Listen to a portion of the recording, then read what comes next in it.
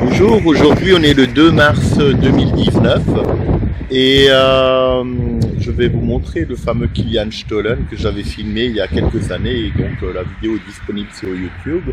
Et maintenant ce que vous allez voir c'est ce qu'est devenu cette fameuse tranchée, donc cette fameuse route, et entre temps il y a un monument et tout.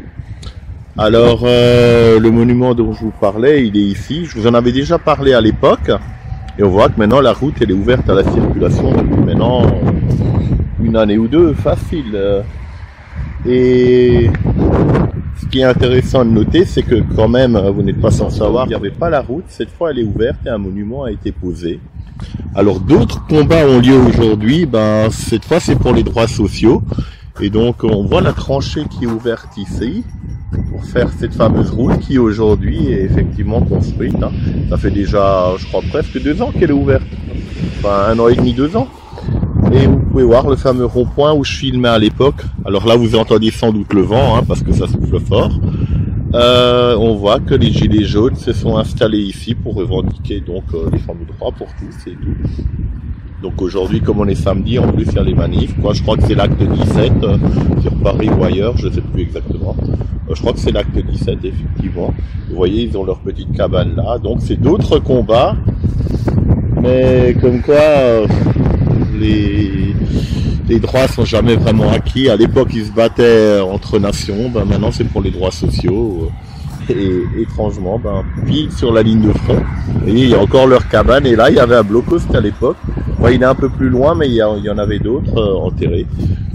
Donc je vais pas faire trop long vu qu'il fait pas très beau et qu'on entend le vent. Donc on peut voir. J'ai un peu pris froid, donc mémoire du Kilian Stollen. En 2011, des fouilles archéologiques ont été prescrites par l'État préalablement à l'aménagement de la déviation d'Aspach par le département du Haut-Rhin réalisé par Archéologie d'Alsace. Elles ont relevé les vestiges d'une galerie allemande de la Première Guerre mondiale. C'est donc le fameux Kilian Stollen. On voit ici une carte. Exactement les mêmes que j'ai, sauf que c'est version papier ici. Voilà, avec le point là où on est exactement. Donc on voit la route. La route actuelle, elle passe ici. On voit comme ça. Voilà. Donc voilà le site de fouille, le chantier de la déviation d'Aspach et de la galerie en cours. Et c'est écrit donc en allemand et en français. Donc on peut voir en 3 et 6 mètres de profondeur, la galerie disposait d'un double plancher pour l'écoulement des eaux d'infiltration. C'est écrit chaque fois en 2 langues. C'est marrant, c'est pas écrit en anglais. Tant pis. Donc soldat du 94e régiment d'infanterie de réserve et détail d'une épaulette découverte lors de la fouille. Voilà, ici le Kilian Stollen en cours de fouille, une galerie de même type équipée d'un poêle à bois. On peut voir ici. Photo d'époque. Et ici une pipe, donc une sac avec pipe. Voilà une fouille exceptionnelle, une fouille marque un tournant dans la discipline archéologique en France, car elle est la première travaux d'aménagement entièrement dédiée à un site de la Première Guerre mondiale. Les vestiges récents sont désormais pris en compte, ce qui permet d'enrichir la connaissance de ce conflit. Bon, de toute façon, vous pouvez voir tout ça sur le site internet du PER. Ça s'appelait le pôle archéologique interdépartemental rhénan ou quelque chose comme ça, mais de toute façon aujourd'hui ça s'appelle juste Archéologie d'Alsace. Donc vous tapez juste Archéologie d'Alsace et vous verrez à tout un speech sur ce qui s'est passé ici. Donc ça a été inauguré en grande pompe il y a quelques temps de ça, avec des soldats en armes d'époque. On peut voir l'association Kilian Stollen du 18 mars 2019. Là, ça c'est le bois qui a été prélevé et reconstitué. Oui, c'est le bois d'époque, donc vous voyez que c'est quand même très costaud. C'est en mémoire des 21 soldats morts qui sont morts ici.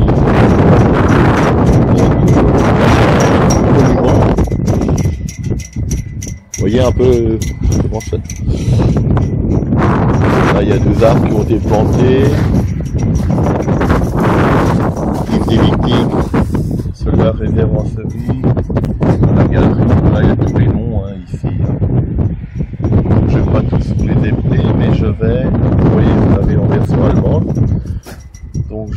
simplement défiler lentement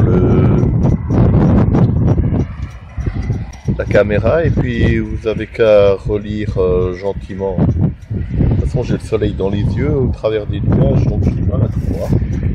Je descends à peu près juste là.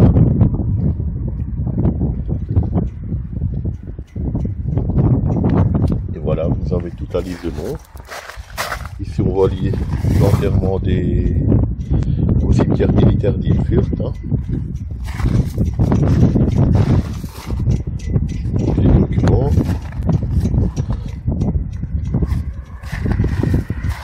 Donc c'est un lieu ouvert au public, hein. On peut venir ici sans aucun problème.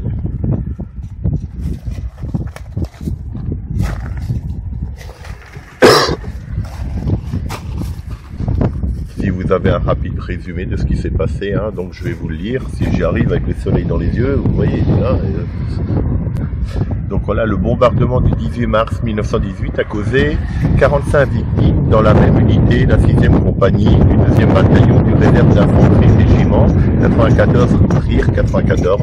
Lors du bombardement, 35 hommes furent tués, dont 34 soldats furent ensevelis dans la galerie Kilianstollen et un homme fut tué par une balle de mitrailleuse. 10 soldats furent blessés, dont 2 décédèrent suite à leurs lésions. Normalement c'est de leurs lésions, mais bon. Lors des opérations de sauvetage entreprises immédiatement dans la galerie, seuls les soldats décédés furent retrouvés puis inhumés à Wittersdorf, au Rhin, donc c'est juste à côté. Wittersdorf, c'est par là-bas. Hop, à la louche, par là-bas, quoi. Voilà. Dans un cimetière militaire provisoire au sud du village, au lieu-dit Germatten, je pense que ça doit être ça. Le cimetière provisoire. Après guerre, 10 d'entre eux furent transférés au cimetière militaire allemand d'Ilfurt, au Rhin. Donc ça c'est toujours par là-bas, cette fois c'est toujours là-bas, quoi. Voilà, et 21 autres dépouilles qui sont restées ensevelies dans la galerie effondrée ont été exhumées en 2011 lors des fouilles effectuées par Archéologie d'Alsace. Mais avant c'était le père, hein. Donc voilà, maintenant c'est Archéologie d'Alsace. Ils ont rejoint celle de leurs camarades au cimetière militaire, au cimetière d'Ilfurt le 19 juillet 2013, au cours d'une cérémonie officielle. On va voir ici, là. Donc voilà l'inhumation au cimetière de Wittersdorf. Voilà les 3 illustrations. Donc oui, je pense que c'est ça, ça et ça. L'organisation et le déroulement de la cérémonie d'inhumation à Wittersdorf des 14 morts sont difficiles à reconstituer à partir des 3 photos connues de cette cérémonie. Sur une des photos, on voit l'aumônier de la division s'adresser à l'assistance, debout au milieu des fosses individuelles creusées et non refermées. Face à lui, tous les hommes sont coiffés du Stahlhelm avec le masque à gaz en position d'attente. Un autre cliché montre dans l'assistance quelques officiers supérieurs coiffés du casque à pointe et sur la partie gauche, la musique du régiment qui a sans doute interprété à la fin de la cérémonie Ich hatte Kameraden. On peut estimer l'effectif présent à 2 compagnies, dont 450 hommes. Le dernier cliché montre toujours en présence de l'aumônier ces hommes qui semblent défiler devant les fosses dans lesquelles ont été déposées les dépouilles de leurs camarades afin de leur rendre un dernier hommage. Face aux tombes sont rangés quelques officiers supérieurs reconnaissables à leur casque à pointe caractéristique. Ces coiffures ne sont plus portées au combat mais uniquement lors de cérémonies ou prises d'armes. Sur aucun des 3 clichés ne figure un groupe en armes prêt à exécuter la salve d'honneur traditionnelle dans une telle cérémonie. Après la guerre, les corps sont exhumés et regroupés au cimetière militaire d'Ilfurt. Le cimetière militaire allemand d'Ilfurt, aménagé entre avril 1920 et 1924, regroupe les corps de près de 2000 soldats allemands provenant du regroupement de petits cimetières disséminés dans 64 localités. À partir de 1926, le cimetière est passé sous gestion allemande. En 1975, les anciennes croix en bois ont été remplacées par des stèles horizontales avec les noms des soldats. Donc voilà, les différents monuments commémoratifs, voire l'illustration. Donc c'est ce qu'on voit ici, fameuse croix en bois, et voilà, c'est comme ça. Quand des monuments été enlevés des places aussi, là c'est ça. Voilà. Afin de conserver la mémoire des soldats tués ensevelis dans la galerie, plusieurs monuments successifs ont été édifiés à proximité du Kilianstollen. Le premier en bois, construit dès mars 1918 à proximité d'une des entrées de la galerie, n'est connu que par une carte photo et une représentation dans l'historique du Rire 94. Il comportait la liste des soldats disparus. En fait, je ne peux pas faire deux choses à la fois. Je suis perdu là. Disparus avec leur grade, date, lieu de naissance. Le deuxième en pierre calcaire sculpté a remplacé le monument provisoire en bois. Le monument en pierre dont l'existence avait été oubliée a été retrouvé fragmenté lors de fouilles.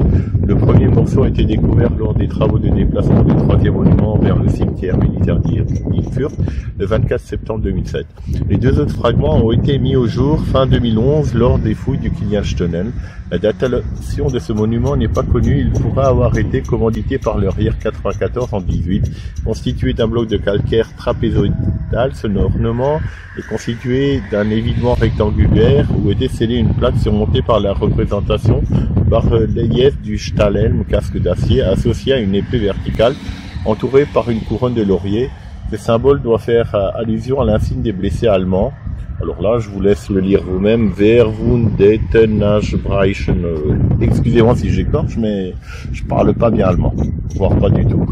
Créé le 3 mars 1918, restauré par le laboratoire de restauration des musées de Strasbourg à partir des 3 éléments retrouvés, il a été intégré au monument commémoratif actuel inauguré à l'occasion de la commémoration du centenaire de la tragédie du Kilianstenen le 18 mars 18, à l'initiative de l'association Karsparkoise. Donc c'est le village qui est là-bas, Karsbach, hein.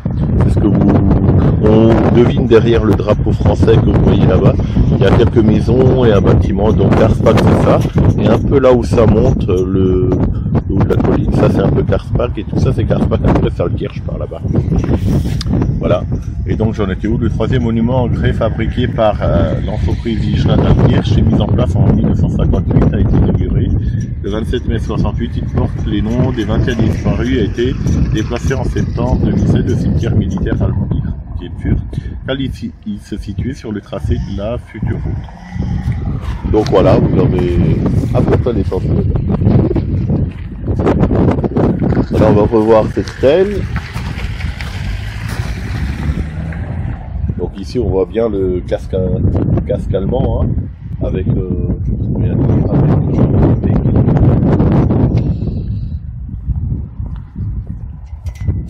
voilà une tranche d'histoire, quoi. Donc ça, le monument a été posé, on voit qu'il a été retardé. Historique.